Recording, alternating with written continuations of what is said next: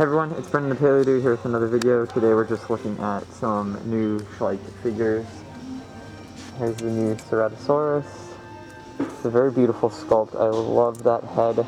I love the teeth too.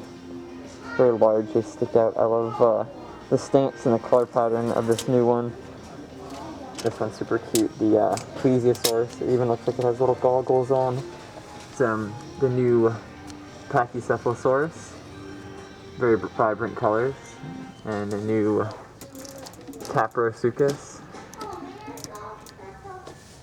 Very interesting position on this figure. What else is new? This guy, can't remember its name. Spiky sauropod. Cryolophosaurus, got some like Arctic paint job going on. The new albertosaurus. Pretty wrinkly. It's small. Would have been interesting to see it in a bigger scale. And these new fence pieces, which I've already did a video on. You guys can look at the review on that on my channel.